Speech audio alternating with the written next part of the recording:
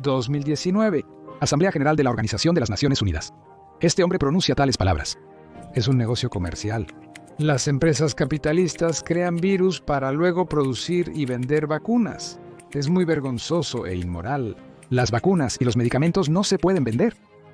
La medicina debe ser gratuita, pero las compañías capitalistas producen virus y vacunas y quieren ganar dinero. ¿Es actual? ¿No es cierto? Vamos a desentrañar esta historia reveladora. Reveladora en todos los sentidos. Libia. En un periodo de tiempo muy corto, vimos su florecimiento y su destrucción total. ¿Cómo sucedió que un país con un Producto Interno Bruto per cápita de $14,000, que es más alto que el de algunos países occidentales, fue prácticamente borrado de la faz de la Tierra? El 1 de septiembre de 1969, en la radio Libia, se transmitió el famoso comunicado número 1. Ciudadanos de Libia, en respuesta a los anhelos y sueños secretos que llenan vuestros corazones, en respuesta a vuestras incesantes demandas de cambio y renacimiento espiritual, vuestra larga lucha en nombre de estos ideales. Escuchando vuestro llamado a la resistencia, las fuerzas armadas que os fueron confiadas han asumido esta tarea y han derrocado al régimen reaccionario y corrupto, cuya maldad nos ha enfurecido y conmocionado a todos. Todos los hijos del desierto, de nuestras antiguas ciudades, verdes llanuras y hermosos pueblos, adelante. En este día, el movimiento de los oficiales libres, unionistas y socialistas bajo el liderazgo de Muammar Gaddafi derrocó al rey y proclamó la República Árabe Libia. Así comenzó una nueva era que algunos llamarán la era de la floración y otros la llamarán un periodo de tiranía y despotismo. Gaddafi comenzó expulsando a todas las corporaciones internacionales del país y cerrando las bases militares de la OTAN. Y se dedicó a la construcción del Estado. Desde la unificación de las tribus que viven en territorios comunes hasta un Estado moderno. Así sonaba el principal lema del primer decenio del gobierno de Gaddafi. Pero a las tribus dispersas no les hacía falta ningún Estado. La nueva política generó disgusto en muchos y fortaleció a la oposición. Para mantener el poder, Gaddafi recurrió a su tribu, rodeándose de personas leales. En ese instante, comprendió que requería una ruta distinta. Y lo encontró, creando una forma única e imposible de replicar de gobierno. Así nació no una república ni una monarquía, sino la gran Jamahiriyya socialista y popular de Libia, un mutante único entre la estructura tribal y el Estado centralizado. El experimento fue muy exitoso. De ser un páramo en medio del desierto de Libia, se convirtió en un estado con un nivel de vida muy alto. Solo miren estos números, de los cuales solo podemos soñar ahora. Anualmente, el Estado donaba $1,000 a cada integrante de la familia. La ayuda por desempleo era de $730, mientras que el salario promedio de una enfermera era de $1,000. Al casarse, los recién casados recibían del Estado $64,000 para la compra de un apartamento. Por cada bebé recién nacido, la familia recibía $7,000. Es un buen comienzo para una nueva unidad social. Si alguien decidía abrir su propio negocio, recibía una ayuda material única de $20,000. Simultáneamente, se prohibieron los altos impuestos y tasas. La educación y la medicina eran gratuitas. Además, si alguien decidía estudiar y hacer una pasantía en el extranjero, el Estado cubría los gastos.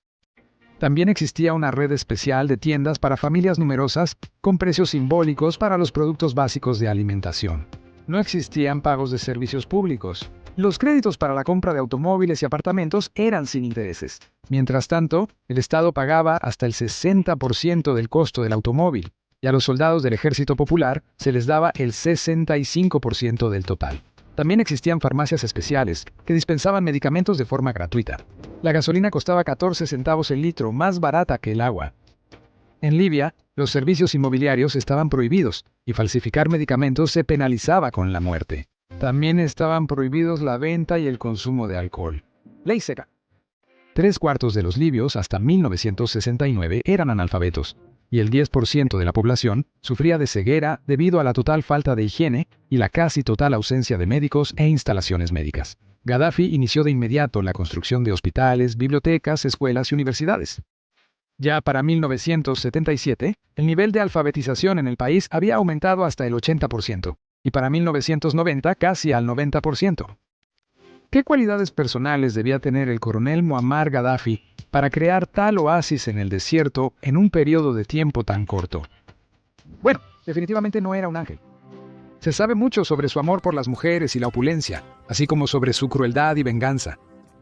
En la historia de Gaddafi hay muchos ajustes de cuentas con oponentes políticos.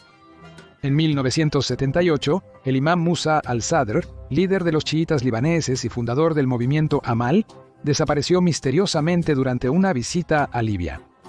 Gaddafi podía alcanzar a sus oponentes políticos en cualquier sitio. No se podía ocultar de él tras una frontera. Durante los primeros 25 años de su gobierno, 8 murieron en Italia, 6 en Alemania, 5 en Grecia y 3 en Gran Bretaña. Oponentes de Gaddafi fueron asesinados en Austria, España, Chipre, Líbano, Malta, Polonia, Rumania, Arabia Saudita y Francia.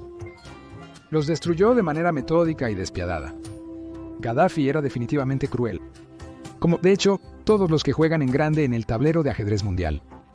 Es difícil llamar a los Estados Unidos con su Guantánamo, la bomba atómica y la ejecución de Saddam Hussein buenos y justos. También hay una analogía más brillante con el líder de Chechenia. Existe un término especial, el enemigo de Ramzan Kadyrov. Estas personas no suelen vivir mucho. Sin importar en qué país intenten esconderse, la muerte generalmente los encuentra. En resumen, esta comparación es muy interesante. Gaddafi gobernó Libia por 17 años. Kadyrov también llegó al poder en Chechenia siendo muy joven. Distribuyendo equitativamente el petróleo que Allah le había dado, Gaddafi estableció un régimen de poder ilimitado, arrasó el campo político y eliminó cualquier posibilidad de surgimiento de alguna oposición. Todo esto en un paraíso terrenal para él y su entorno cercano, y una extraña forma de socialismo para los ciudadanos. También hay algo que contar sobre el paraíso terrenal. El número exacto de propiedades y villas pertenecientes a Gaddafi, dispersas por todo el mundo, es desconocido. De acuerdo a los medios libios, la fortuna personal del líder de Jamahiriya excedió los $200.000 millones. El coronel tenía una debilidad especial por el oro. De este precioso metal se hizo un sofá en forma de sirena, una ametralladora AK-47, un reloj, un carrito de golf, todos los utensilios de mesa e incluso una mosca encontrada en su casa. El avión personal de Gaddafi es 340 con una bañera de tamaño completo a bordo, fue hecho de plata. Compraba ropa, cirugías plásticas en un búnker especial, contrataba estrellas mundiales para su cumpleaños y tenía vírgenes como guardaespaldas, gastando enormes cantidades de dinero en ello. Llegó al punto en que el coronel llevaba consigo peones. Junto con ellos llegaban camellos vivos, para que el líder libio pudiera comenzar cada mañana con un vaso de leche de camello fresca.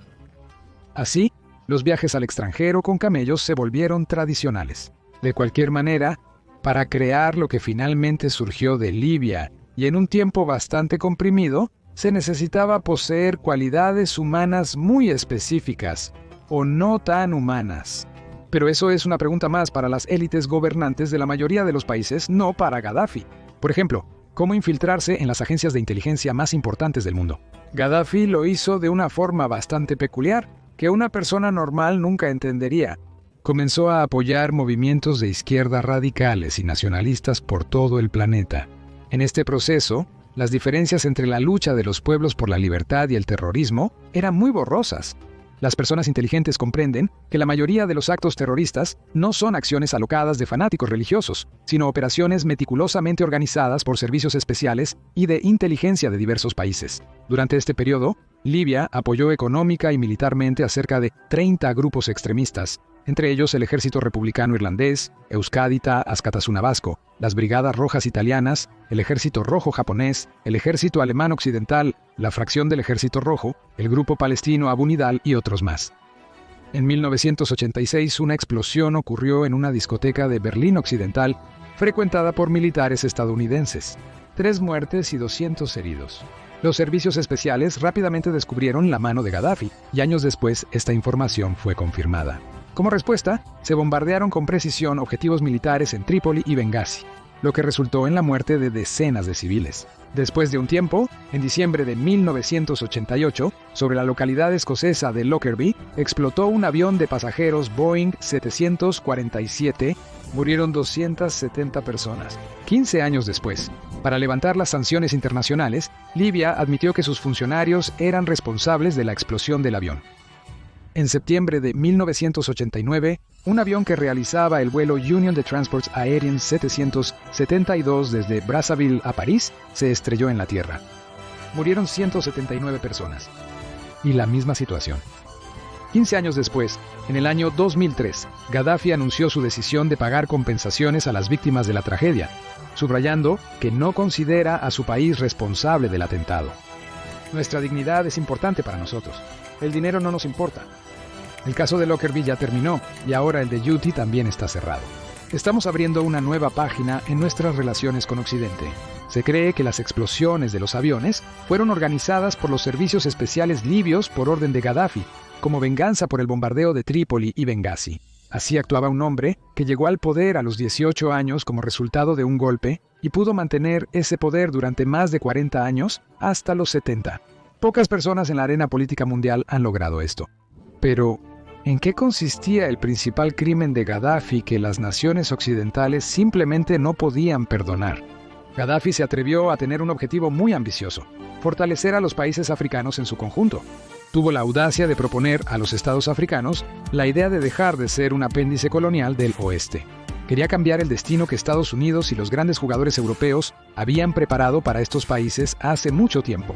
Y lo más desagradable es que estaba dando pasos concretos en esa dirección. El sistema monetario basado en el dólar consumió los recursos naturales como el petróleo y los minerales de todos los países de África.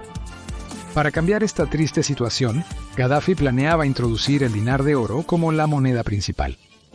El coronel Gaddafi tenía un plan global para crear una fuerte unión de estados africanos que se basaría en este nuevo sistema económico. El coronel ofreció esta ventajosa alternativa en primer lugar a los estados islámicos de África, pero también dio la oportunidad de unirse a la unión a todos los demás estados africanos. El siguiente paso crucial que Gaddafi quería implementar era liberar su mercado petrolero del dólar.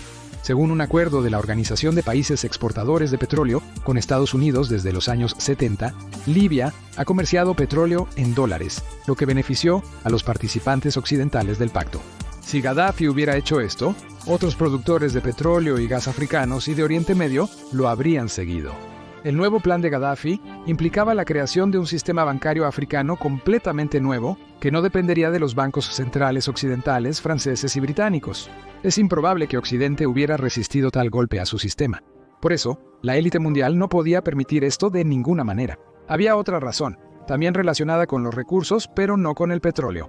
Libia, Egipto, Chad y Sudán son los países flotantes. Están ubicados en una enorme masa de arenas porosas de Nubia que cubren hasta 2 millones de kilómetros cuadrados y tienen un espesor de 60 a 230 metros con enormes reservas de agua.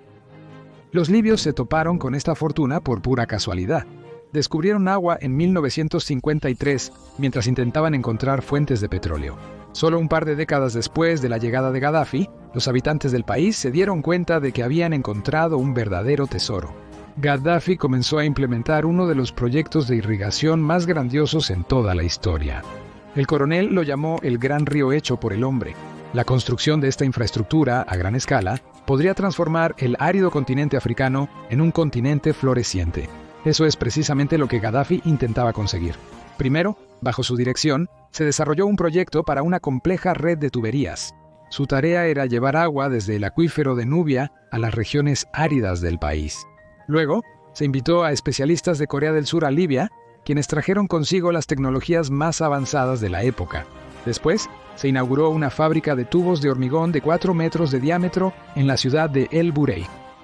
El 28 de agosto de 1984 comenzó la construcción de un conducto de tuberías, que desde 2008 se considera el proyecto de irrigación más grande del mundo, y eso incluso en un estado de construcción incompleto. Los planes de Gaddafi no solo abarcaban abastecer de agua a las urbes libias. En el futuro, se planeaba cultivar y regar miles de hectáreas de tierra, y además de la propia Libia, incluir en este sistema a otros países africanos. ¿Qué pasó al final? África no solo dejaría de ser un continente eternamente hambriento, sino que se convertiría en un exportador de productos agrícolas. Los países occidentales nunca podrían permitir esto. Después de todo, muchos de ellos suministraban alimentos a los países africanos. No les convenía en absoluto que África se transformara de consumidor a productor. Además, el mundo ya había sufrido una grave escasez de agua dulce. En 2003, Kofi Annan, secretario general de la Organización de las Naciones Unidas, declaró que 2.000 millones de personas necesitaban desesperadamente agua dulce. Y según las estimaciones del Banco Mundial, para mediados del siglo XXI, el 40% de la población de la Tierra experimentará una escasez de agua, y el 20% sufrirá seriamente por ello. Resulta que la posesión de agua automáticamente elevó al líder libio a la categoría de líderes a nivel planetario, en un evento comercial dedicado a la finalización de una de las etapas de la construcción del gran río artificial. Muammar Gaddafi pronunció palabras proféticas. Ahora, después de este logro, las amenazas de los Estados Unidos contra Libia se duplican. Los estadounidenses intentarán destruir nuestros esfuerzos y hacer que el pueblo de Libia dependa de ellos. Y ya a mediados de febrero del año 2011, el país comenzó a experimentar masivas protestas antigubernamentales, que rápidamente se convirtieron en un conflicto armado entre las fuerzas gubernamentales y la oposición. En marzo, comenzó la intervención militar en Libia por parte de una coalición internacional, que incluía a países de la OTAN. A finales de agosto, con el apoyo de la OTAN, las fuerzas opositoras tomaron Trípoli, la capital libia. Todo sucedió según el guión habitual. Luego, debería surgir de la nada un líder fuerte e independiente.